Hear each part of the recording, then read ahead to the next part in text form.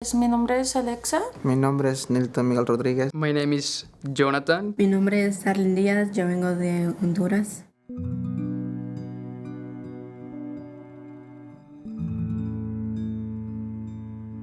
So when unaccompanied minors decide to flee their home country, they typically do it because there is a need to flee. There's trauma, there's been some major reason for them to leave. They don't just leave out of the whim. This is something they have to do out of priority, out of safety, most likely out of fear of death. Yo vine a los 10 años y ahora tengo 16 años. Aquí está. Está Darling. Darling cuando cumplió 4 años.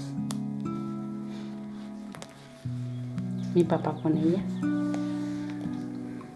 Papá y mamá emigraron a Estados Unidos hace muchísimos años y dejaron a sus hijas a cuidado de los papás de la mamá. Y un día la niña fue criada desde bebé por los abuelitos, ella los identificaba como sus padres, llamaron al señor a la puerta y la niña iba de la mano del señor. Cuando salió eran los pandilleros y acribillaron al abuelito. Todas las niñas venían afectadas, pero la más afectada era Darling, porque ella presenció el hecho. Ella escuchaba, respondía, pero no era capaz de hablar. Lo más difícil fue en que yo no les tenía así como no podía comunicarme mucho con ellos. Esa fue la parte más difícil para mí con ellos, que no me podía comunicar. Unaccompanied minors often have stress, and many children present with physical complaints from emotional stress. And so headaches, stomach aches are really common. And it's not because there's some medical condition that the child has, it's that they're internalizing the stress. Esa experiencia de ser la única niña pequeña, simplemente la única mujer cuando vine para acá, fue algo con mucho miedo, ya que cuando tenía 12 años no tuve una buena experiencia con 2 de mis tíos por parte de papá. Aún tenía ese miedo de que pasara algo solo por ser mujer y no poderme defender, ya que era una niña completamente. Y la verdad creo que lo único que me tenía de pie era saber que tenía que ser fuerte por mis hermanos y por mi mamá, solo para llegar donde ellos. On campus, teachers aren't supposed to know who gets therapy. And so I think that if anybody had really known much about like this awesome, bubbly, always positive girl is going to trauma counseling every week, they would have been taken aback because it's not something that she wears on her sleeve.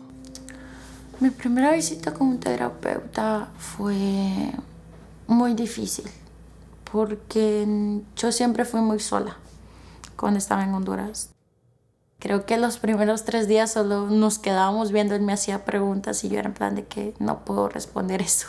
Esa la tomé con un espejo, es como la ventana del carro. ¿Y qué dice? Dice, no matter how many want to see fall, I am strong and I will get it up.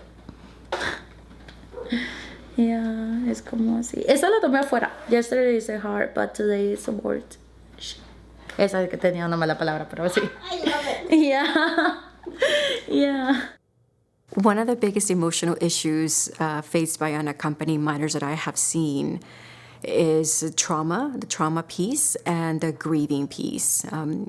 Having to grieve their not seeing their caregivers that they left in their country of origin, not being able to see their friends in their country of origin, missing their food, right? Just grieving who they used to be or how they have to be now.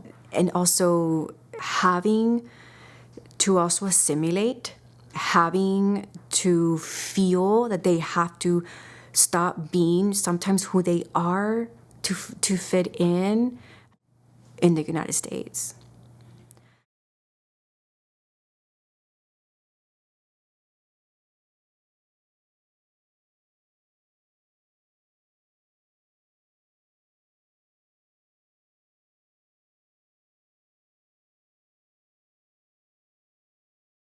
What I noticed about Milton, of course, was his young age and his youth, but mostly that he was vulnerable and by himself in this country. And that worried me for his well-being, and it just didn't seem right. El amigo de mi papá me brindó ayuda acá y no se portó derecho conmigo. Me mandaban a hacer cosas acá en este país que yo pues no quería. Yo me tenía que ir a la fuerza porque no tenía dinero para ir a estudiar. Y esa persona me mandaba a hacer cosas que no tenía que mandar. Me explotó más que todo. So what I did for Milton is I helped him get the initial assessment for his immigration case, and then when he moved to New Orleans, I helped shepherd the relationship with the new attorney, and I helped oversee all of the components that were necessary for him to complete so that he could be eligible for special immigrant juvenile status visa, which was the immigration relief that we were seeking. One of the biggest social needs for unaccompanied minors is legal support. And under 50% of unaccompanied minors are getting connected with vital and necessary legal support. The majority are going through legal proceedings, seeking amnesty, seeking to stay here in the US, and they just aren't being connected to legal support services. So we're looking for those collaborations. Social workers want to activate different resources in the community and connect our youth and our families. And so we're looking for services, and often it's pro bono services that we need, where it is free and low cost to support our youth and families. When I came to the US, I was 14 years old. Many kids in third world countries, they grew up without a parent. In my community, there were 4 families that their parents stayed together. And those kids, towards the future, were able to assist to elementary school, graduating from high school, and they went to college. With the other percentage of the community that didn't have their parents correct together, like myself, they barely graduated from elementary school, they barely went to high school, but they didn't have the opportunity to go to college. College to me is important because I was the first in the family to sit in college. One of the main professors that helped me to shape my life was Miss Adame, Adriana Adame, which is a professor in East Austin College Prep. She helped me throughout my path, and she also got me involved into getting into college. So I met Jonathan as the ESL teacher at East Austin College Prep, and then I taught him for 3 years in both ESL, English, and dual credit English, because he graduated with college credit in English. I was the first person in our campus, and probably the first person that wasn't in his immediate family that he told his journey story to. So how he left Honduras and when he came here. I've worked with other undocumented kids who did not want me in their lives as much as Jonathan, so every kid is going to need something different. And it's not until you take that step and until you're led into that community that you really understand and have like a glimpse as to what they're going through and what they need. They have to know that you're there fighting. See you. It was great to see you. Hope to see you shortly. Love you. Bye. I didn't anticipate that Milton and I would have this 7-year ongoing friendship where I would become a member of his family and I would be the only person in this country that he has that was born here.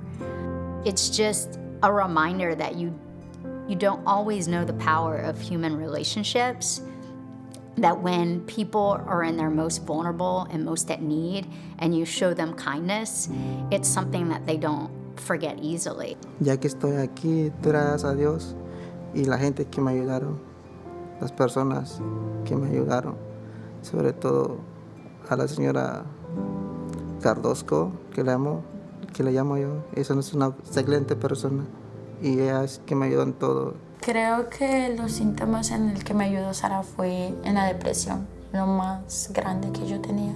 En que antes, la verdad, no decía lo que yo sentía. Me lo guardaba a mí y como que todas las noches, todas las veces eso me atormentaba. Y ella me ayudó a poder yo empezar a expresarme, empezar a confiar otra vez en las personas. Mi vida ahora, tengo mucha confianza con ellos, platico mucho con ellos, les cuento mis cosas, les cuento mis feelings y todo eso. Tú sabes que te quiero mucho, mi amor, mi princesa. There were many people that helped me. I want to believe success, it does not exist just within myself. Success is actually with the people that is around you. It can be your teacher, it can be you, father, your mom, the person that is in charge of taking you to school, the person that makes sure you're doing great. Success is not just about hard work and dedication. That's just, to me, it's just the 10%, and then the other 9% comes from outside.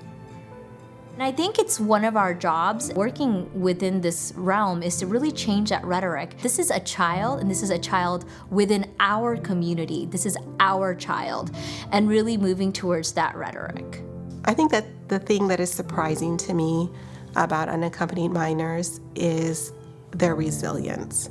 They want to be doctors and lawyers, and something to remember that these are children, there are children, and we need to help them be members of our community.